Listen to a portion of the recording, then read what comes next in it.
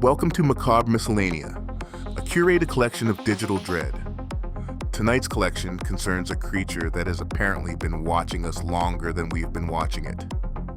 Not from deep forest, from the city park, from behind the dumpster, from wherever it is that something 7 feet tall and deeply unimpressed goes when it decides your neighborhood is interesting enough to revisit. The mythology insists Bigfoot is elusive. The archives suggest otherwise. Tonight's collection, Bigfoot, petty, personal, and deeply inconvenient encounters. Turn down the lights. Let's begin. Story number 1 from user AntiqueTeeth. I didn't believe in Bigfoot until it copied my whistleback. I'm posting this here because if I tell anyone in real life, I'll get the, "You sure it wasn't a bear?" look, and yeah, maybe. If bears have vocal cords and a flair for improv. 2 weekends ago, State Forest, no cell service. Just me, my buddy Kyle, and the kind of quiet where you hear your own thoughts echo. We parked by a gated service road and hiked a few miles to a creekside spot Kyle swore was never used. Around midnight, we're in the tent, half asleep, when we hear footsteps. Not deer, not something small. Slow, heavy steps, like boots that meant it. Kyle whispers, "You hear that?" I whisper back, "No, I'm imagining it for fun." The steps stop outside the tent. Then something inhales, deep, wet. Not a bear snuffle, more like a person aggressively smelling a room. Kyle does the worst thing, a little 2-note whistle he uses to call his dog. I grab his arm like, "Are you trying to die tonight?" A second later, from across the creek, we hear the exact same whistle, same pitch, same rhythm. Kyle whistles again. It answers again. Perfect. Then it repeats the whistle slower, like it's practicing. Then it adds a third note, off key. We freeze. The thing outside takes one slow step. The ground doesn't shake, but the tent trembles. Something drags along the tent wall, light, deliberate. Then it hums. Low, closed mouth, almost casual. Across the creek, the other one hums back. Too high, wrong somehow. Then the woods go quiet in the worst way. No bugs, no creek. Just Kyle's breathing and whatever's outside shifting its weight. Then a branch snaps hard somewhere in the dark. Heavy movement, fast. The thing outside our tent backs away. And then we hear 2 heavy things moving through the brush. One on our side of the creek, one on the other, not running, not stalking, circling. Kyle fumbles his headlamp. I mouth, "Don't." He clicks it on anyway. The tent glows. At the base of the wall, a shadow leans in, too tall, too narrow at the top. The head shifts like it's looking down at us. I whisper, "Turn it off." Kyle kills the light immediately. Silence. Then, uphill, a loud thunk, wood on wood. Another thunk, then a third, closer. After the third knock, both things move off fast. Brush crashes with their weight. Deer don't sound like that. We stay in the tent until dawn. Morning, impressions along the creek bank in soft mud, not paws, not claws. Wide at the toes, humanish, and way too big. Kyle takes pictures. Of course they look like every other useless Bigfoot photo. On the hike out, we barely talk. About a mile from the car, we hear the 2-note whistle again, far behind us. We don't stop. We don't look back. Kyle hasn't whistled since, not even for his dog. He just yells now. I still don't know what it was. Bear doesn't fit. Person doesn't fit. But something out there heard a human sound, remembered it, and tried it to copy it. And I can't shake the feeling it wasn't trying to scare us. It was trying to learn. Story number 2 from user CeilingStainProphet. Bigfoot isn't supposed to be in a city park. This happened last summer in a city park that's basically nature the way mall sushi is, seafood, paved paths, joggers, dog poop bags hanging from branches. It's ringed by neighborhoods and streetlights. I live a few blocks away and walk the loop most nights after work. Playground, duck pond, baseball fields, then a wooded stretch that feels darker than it should because the lamps die under the canopy. Around 10:30 p.m., I'm on my usual lap. Headphones in, volume low because I'm not trying to get clipped by a bicyclist and then haunt the park as local idiot ghost. When I hit the trees, I notice a figure off the path. At first, I think, homeless guy, sketchy meetup, normal city park weirdness. He isn't moving, just standing in the shadows. I slow down. As I get closer, the guy steps into one of the dim light pools, and my brain tries to load human and keeps erroring out. It was tall. Not tall guy, tall. More, this is a costume, right? Tall. Broad shoulders, arms a little too long. The outline was wrong in a way that made my stomach drop, and it was covered in thick, dark hair. Real hair, not a beard and hoodie situation. The light caught it in patches. I stopped. It stopped. We stared across maybe 25 feet of path. Then it turned its head slowly toward the playground, like it heard something. The swing set was moving a little in the breeze. It looked back at me, and I swear it smiled, not friendly, not threatening. More like the face you make when someone catches you doing something you absolutely shouldn't be doing. My body finally caught up and said, "Leave." I started backing up because running feels like an invitation to be chased, and I'm not trying to be the fast food option in this scenario. It took one step toward the path, not rushed, just confident, like it wasn't worried about me at all.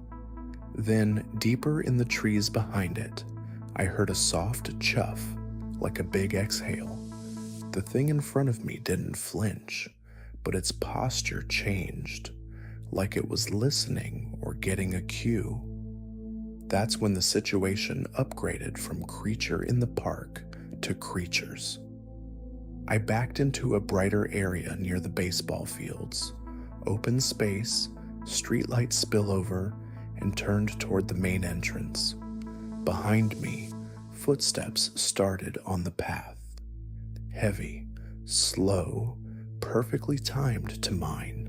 Not jogger pace, not random animal, step for step, like something was matching me. I didn't look back.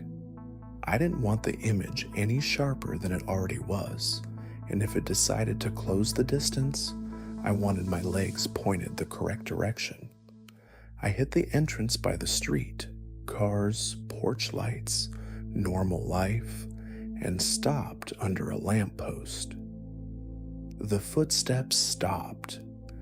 I waited, breathing like I'd sprinted a mile. Then I glanced back. Empty path, nothing there. From the trees, I heard a mock cough, like something imitating a human, clearing their throat but not quite nailing it. Then another. Then a low knock on wood, once, twice, and then a sound that was almost a voice. Not words, more like the shape of words, slow and rough, curious, like it was practicing. I stood there a full minute, frozen, hoping another human would show up and confirm reality. Nobody did. I walked home on the sidewalk in full streetlight, like a sane person who absolutely did not just see Bigfoot commuting through a city park. Story number 3 from user FluorescentGrim. The zoo got a new primate, and I'm pretty sure it's a Bigfoot. I work animal care at a zoo, primates specifically. I've been around chimps and gorillas long enough to know the difference between unusual behavior and this is not supposed to exist. 2 months ago, we got a new primate transfer. That's literally how the staff email phrased it. No species, no ID sheet, just new primate arrival, restricted access, minimal staff. which is weird. Zoos label everything. If a squirrel coughs near the perimeter, we'll print a laminated sign about its diet and emotional needs. The crate arrived after hours. 2 unmarked trucks. No logos. A handful of people in matching jackets with no name badges. Not zoo staff. Not USDA. Not any transport crew I've ever dealt with. My supervisor called it a special conservation partnership, which is zoo speak for either rare animal or liability. They moved it into a quarantine enclosure we almost never use, tucked behind the primate house and hidden from public view. The kind of setup that says, this is where we'd keep a velociraptor if we had one. First time I encountered it, I didn't even see it. I was doing evening rounds, locks, water, enrichment, when I passed the quarantine window and heard breathing. Not chimp breathing, not gorilla breathing, not that animal rhythm. It sounded like a person trying to be quiet and failing. Then I heard fingers tap the glass. Tap, tap, tap. Slow, deliberate. I shined my flashlight through the one-way observation pane. Something tall moved in the dark. Stepping, not knuckle-walking, not swinging. It hit the edge of the beam and my brain did that buffering thing it does when reality won't load. Broad shoulders. Arms too long. Dark hair everywhere except the face. And the face was wrong for a zoo primate. Too human around the mouth. Too expressive. The eyes didn't have that animal scattered to them either. They had focus, like a person. It stared at the light like it understood what I was doing, and it didn't blink. Then it raised a hand and pressed it to the glass. A hand. 5 thick fingers. Flat nails. Huge palm. Like someone took a human hand and scaled it up until it became a threat. I backed away because my body still runs good software. Next day I asked, "What species is the new primate?" My supervisor's smile got tight. "It's under NDA. That is not a normal sentence in a zoo." "Confidential program," she said. "High-risk primate protocols. 2 staff at all times. Minimal contact. No photos." No photos. At a zoo. Sure. I got put on the care rotation anyway because staffing is always on fire. And the more time I spent near it, the less it felt like a weird gorilla. Here's what stood out. It didn't vocalize like any primate I've worked with. No pant hoots. No normal calls. Just low, controlled sounds. Hums. Throat clears. Like it was choosing quiet. It watched staff the way people watch people. It would track you across the room without turning its head. And it learned routines fast. Keys, footsteps, who flinched, who didn't. It started showing up at the same corner the moment it heard certain staff coming. And then it mimicked. I was cleaning with Janice, veteran keeper. Nothing rattles her. I made a dumb joke. Janice did that snort laugh she always does. From the dark corner, a snort laugh answered back. Not perfect. Too deep. Too slow. But the cadence was dead on, like it was practicing humor. Janice froze mid-spray. What the hell was that? From the corner came a low sound that I can only describe as pleased. The enclosure itself was overbuilt. Extra locks, reinforced bars, cameras pointed inward. Not our usual cameras either. New, sleek, containment facility cameras. One night I stayed late for paperwork and heard footsteps in the restricted corridor. I looked through the hallway window and saw 2 of those jacket people inside. One had a tablet. The other had a tranquilizer rifle. That's when it clicked. Zoo staff aren't running this. We're the cover story. Last week sealed it for me. I was alone in the service corridor doing feeding, humming this stupid little tune I always hum without thinking. Tray in, locks latched. I turn to go, and from inside the enclosure, the same tune comes back. Hummed. Soft at first, then clearer. Same notes, same timing, just slower, like it was tasting them. I didn't look through the window. I just walked away. Fast. I don't think this thing is new. I think it's been in captivity somewhere and now it's here because a zoo is a convenient lie. One place the public expects to contain impossible animals.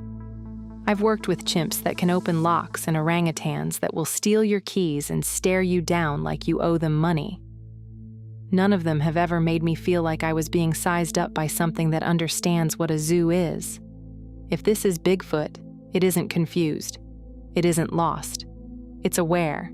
And I'm starting to think it's waiting for something. Story number 4 from user HymnInReverse. I've never seen Bigfoot. I think a whole family lives behind my house anyway. I need to be clear up front because I know how this sounds. I have never actually seen a Bigfoot, no glowing eyes, no blurry silhouette, but I'm pretty sure there's a family of something living in the woods behind my house. And whatever it is, it's big, smart, and getting a little too comfortable. I live on the edge of a development where all the backyards end at a strip of woods. Not deep wilderness.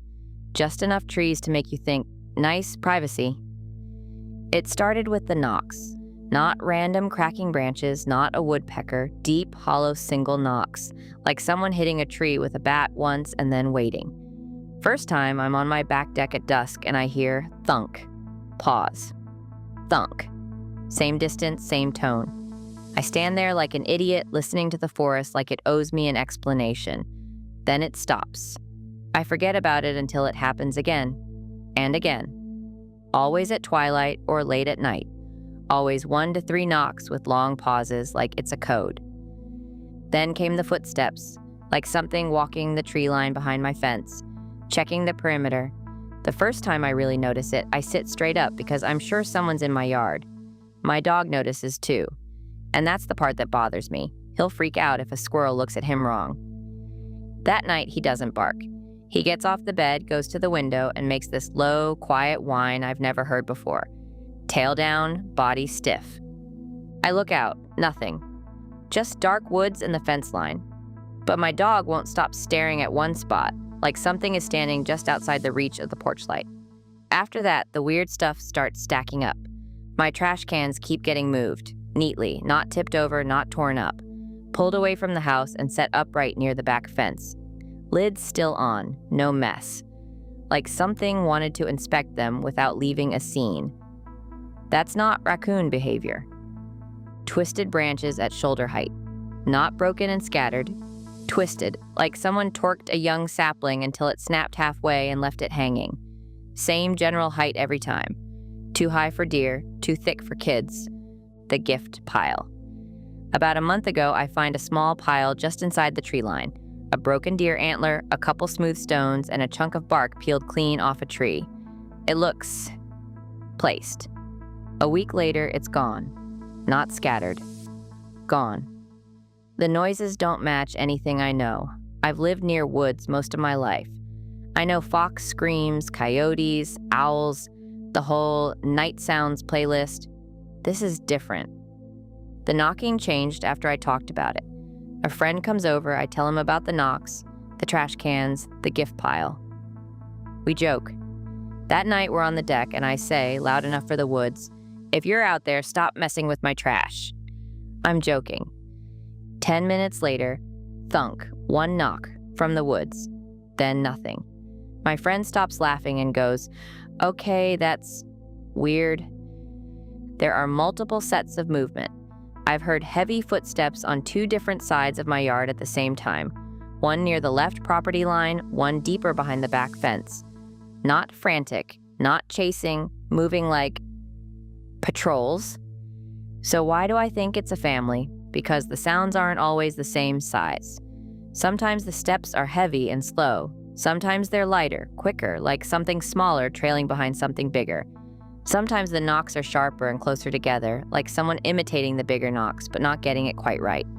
And once I hear a small huff from the woods, followed immediately by a louder one, like a correction. Like, "Don't do that, I've set up cameras, of course I have." Guess what happens? Nothing. Battery drains, SD card glitches, motion triggers catch squirrels, wind, and one extremely confident possum. But the nights I forget to turn them on, that's when the knocks happen. That's when my dog does the silent stare. That's when the trash cans migrate like they're trying to escape. I know how this reads. I do. I'm not claiming Bigfoot is definitely real. I'm saying something is in those woods that behaves like it's watching, learning, and testing boundaries. It doesn't feel like it's trying to scare me. It feels like it's trying to figure out how close it can get without being seen. Which is worse. Because if I ever do see it, I'm not sure that means I caught it. It might mean it finally decided I was allowed to. Story number 5, from user CreekbedFootsteps. I had to tell my insurance I hit a Bigfoot. So, hi, I'm posting because I just spent 47 minutes on the phone trying to explain an accident to my insurance company. And I think my soul left my body somewhere around the phrase, large, upright animal. Yes, I know how this sounds. No, I'm not drunk. No, I wasn't texting. And no, I did not hit a bear. Bears don't stand up, sprint like Olympic athletes, and leave my hood looking like it got punched by a forklift. Here's what happened. I'm driving home around 11:30 p.m. on a back road. 2 lanes, no streetlights. Woods on both sides. I'm doing maybe 40 because deer love this stretch and my deductible does not. I come around a bend and something steps out from the right. At first my brain goes, deer. Then my headlights hit it fully and my brain goes, man. Then it takes one more step and I realize no man is built like that unless he was assembled in a lab by someone who failed anatomy. It's tall, like taller than my car tall. Broad shoulders, thick torso, covered in dark hair except the face. And it isn't shuffling like a person. It moves like it belongs on 2 legs. It looks right at me. I slam the brakes, tires screech. A BS panics, front end dips, and it doesn't run away like a deer. It lunges. Not at me, across the road, like it's trying to beat the car. It does not beat the car. The impact isn't like hitting an animal. I've hit a deer before. That's a sickening thud and a slide. This is a hit and a shove. Like my car bumps into something that pushes back. The hood buckles. The windshield spider cracks on the passenger side like something slammed an arm or shoulder into it. A loud whap I can still hear when I close my eyes. The car swerves. I correct. I pull over shaking so hard I can barely get it into park. I sit there for 10 seconds just breathing, trying to convince myself it was a bear. Then I get out and look. Deep dents on the hood. Not paw scratches, not claw marks. Pressure dents. Long dark smears like wet mud mixed with hair. And the kicker? Handprints. Not perfect, not clean, but the shape is there. 5 fingers, wide palm, like someone slapped my hood while falling. Except the someone has hands the size of dinner plates. There's hair stuck near the bent metal, dark coarse strands. Not deer, not raccoon, not anything I've ever seen around here. I pull out my phone to take pictures because if I'm going to get roasted by the internet, I'm at least bringing receipts. That's when I hear movement. Off the road, in the woods, fast, heavy crashing sounds that go deeper and deeper like whatever I hit is limping away into the trees. I shine my flashlight into the woods and see nothing, just a brief shake of branches. No body, no obvious blood trail, just gone, which is rude. If you're going to ruin my night, at least stick around and explain yourself. I call 911 anyway. The dispatcher asks what I hit. And here's where my mouth betrays me. I don't know, something big. It was upright. Long pause. Was it a person? No, I don't think so. Which is a cool thing to say if you want to sound like a serial killer or a crazy person. A sheriff's deputy shows up about 20 minutes later, looks at my car, looks at the road, looks at me like I'm the world's least convincing liar. Drinking? No. Phone? No. Could it have been a deer? I point at the handprint-shaped dent and say, "Show me the deer with hands." He doesn't laugh. He does that tight little smile people do when they're trying to end a conversation without escalating it. He walks the edge of the woods with his flashlight, finds nothing, comes back and says, "Probably a bear." Again, bears don't leave palm smears. He writes it up as unknown animal, which is cop speak for I'm not putting Bigfoot in an official document because I like my pension. Next morning, I call my insurance. Simple. Hit an animal, car damaged. The agent asks what kind of animal. I could have lied. I should have lied. Deer is the adult answer. But deer don't crack a windshield at shoulder height and dent a hood like they did a flying elbow drop. An adjuster will ask questions. So I try to be careful. A large animal, upright, possibly a bear, but it didn't move like a bear. Did you see antlers? No. Tail? No. Was it on all fours? No. So a pedestrian? No, not a person. Pause. Sir, I need you to tell me what you hit. I panic and say it. It looked like Bigfoot. Silence. Then, okay, I'm just gonna put animal for now. Now I'm waiting for the adjuster appointment and realizing the real horror. No body, no proof, might turn into no claim. So I'm gonna have to stand next to my sad, dented car and calmly explain to a professional adult that something shaped like a hairy linebacker ran in front of my vehicle, left handprints, and vanished into the woods.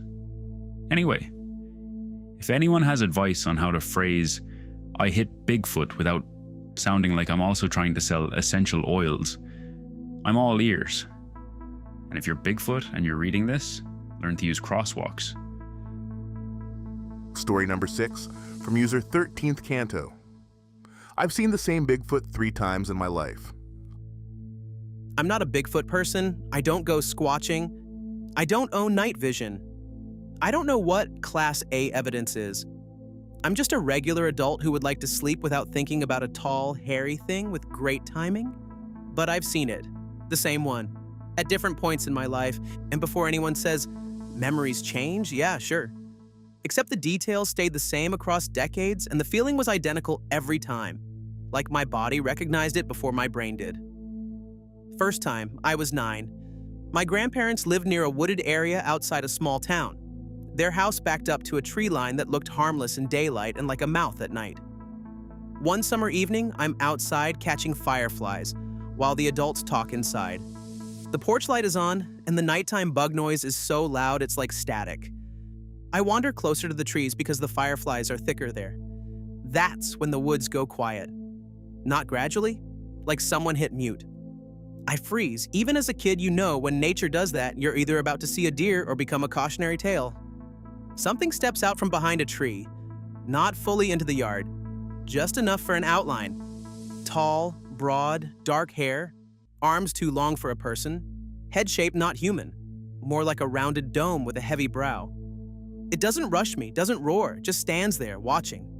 I remember thinking, that's not a man in a costume because the movement isn't clumsy. It's controlled, like it knows exactly where to place its feet to make no sound. Then, it lifts one hand and puts it on the tree trunk like it's leaning around it. 5 fingers, thick, human-shaped, but wrong. I run inside and tell my grandparents I saw a giant hairy man. My grandfather does the classic adult thing and says it was probably a bear. Bears do not lean around trees like nosy neighbors. That night, I dream about something breathing outside the window. I chalk it up to kid brain and move on. Second time, I was 19. College, a friend invites me camping. Different area, different woods. hours away from my grandparents' place. I've basically filed a childhood thing as a spooky memory I never bring up because I enjoy being invited places. We're hiking at dusk, heading back to the car.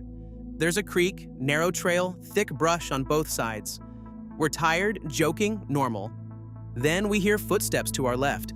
Heavy, slow, keeping pace with us. We stop. The footsteps stop. My friend goes, "Deer." Like that's the answer to everything out there. Something moves through the brush and steps into an opening about 30 yards away. My stomach drops the exact same way it did when I was 9. Same shape, same proportions, same 2 long arms, same dark hair. But what gets me is the face. Not because I can see it clearly in twilight, but because the brow line and the way the head sits on the shoulders matches that childhood silhouette perfectly.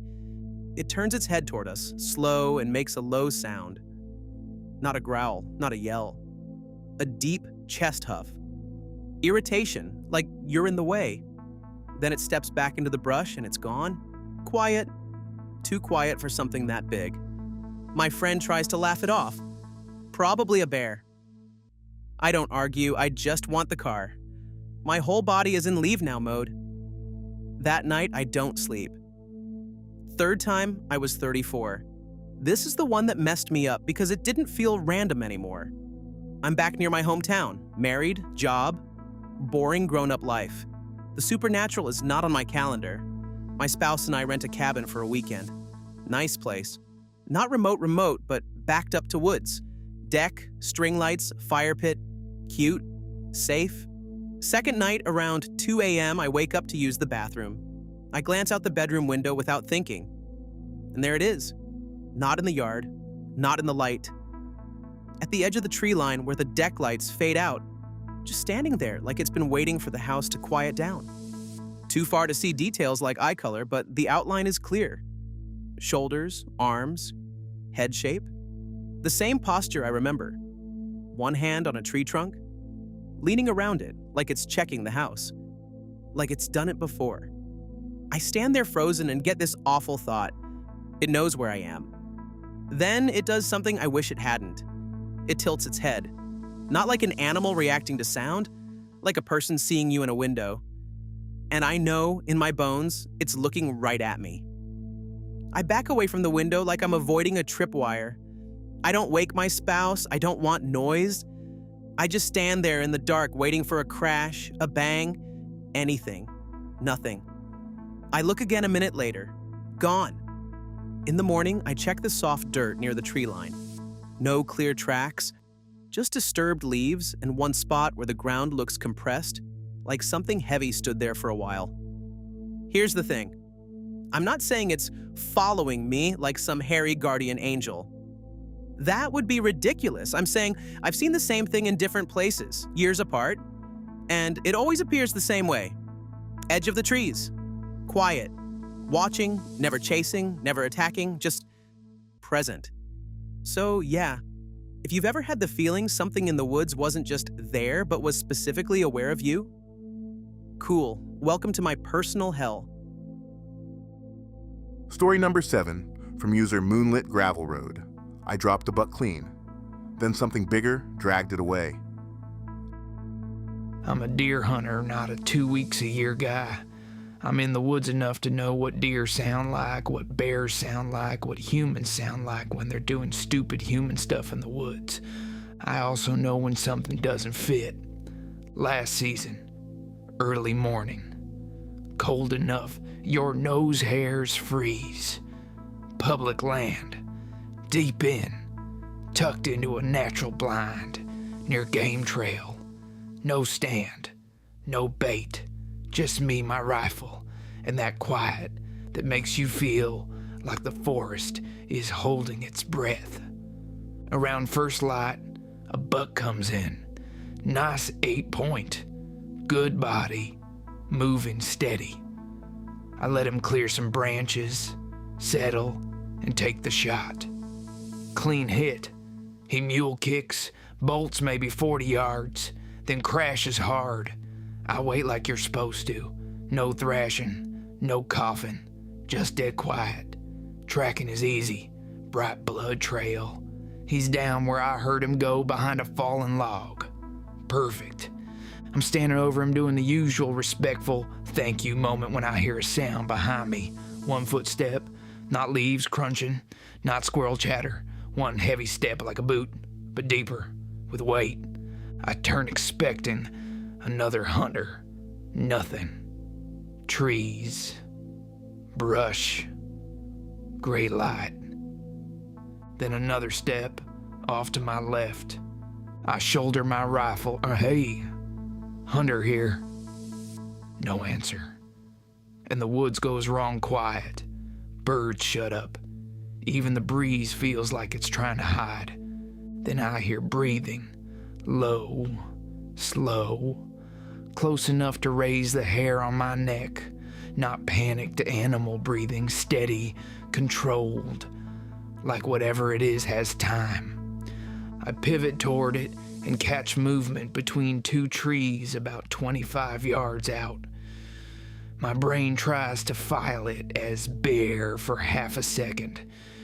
Then it stands straighter. Too tall. Broad shoulders, arms hanging long, dark hair blending into the tree line. Head shaped wrong for a bear. Rounder, heavy brow. And it's still locked on me. I yell loud, "Get out of here!" It doesn't bolt.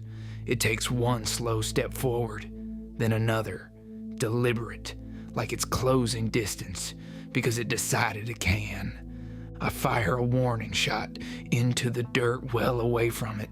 The crack echoes. That makes it stop. Not run, stop. It tilts its head slightly like it's thinking. Then it looks down at the buck, then back at me like it's doing math. I back up, rifle up, trying to decide whether to drag the deer, leave, call someone, anything. Then I hear a knock from deeper in the woods behind it. Thunk. The thing turns its head toward the sound, looks back at me once, and moves. Fast. Not at me, at the buck. 2 steps, and it's on him, covering distance like it's spring-loaded.